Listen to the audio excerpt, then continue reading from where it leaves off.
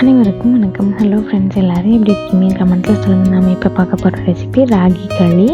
நான் 2 கப் தண்ணி ஆட் பண்ணி கொதிக்க விட்டுருக்கேன். தண்ணி லைட்டாக ஹீட் ஆனதும் 1 ஸ்பூன் ஆயில், தேவையான அளவு உப்பு ஆட் பண்ணி நல்லா மிக்ஸ் பண்ணி கொடுத்துக்கலாம்.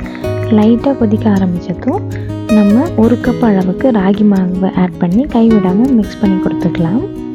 தண்ணி ரொம்ப கொதிக்க விட்டுறாதீங்க, அப்போ மிக்ஸ் பண்ணும்போது கஷ்டமாக இருக்கும். அதனால லைட்டாக ஹீட் ஆனதும் நம்ம மாவை ஆட் பண்ணிக்கலாம். இனி நம்ம இதை நல்லா தண்ணியில் மிக்ஸ் பண்ணி கொடுத்துக்கலாம். மாவை ஆட் பண்ணியிருந்ததும் நல்லா வேகமாக கலக்கி கொடுத்துக்கோங்க. லேட் ஆகிடுச்சுன்னா கட்டி பட்டுருவோம், அதனால ஃபாஸ்ட்டாக மிக்ஸ் பண்ணிடணும். சின்ன சின்ன கட்டிகள் இருந்தாலும் அதையும் நாம் பாத்திரத்தோட சைடில் எடுத்து தேய்ச்சி கொடுக்கும்போது ஈஸியாக கரைஞ்சிரும். நல்லா கெட்டி ஸ்பூனாக வச்சு ஒரு 5 நிமிஷத்துக்கு கைவிடாமல் கலக்கி கொடுத்துட்டே இருங்க.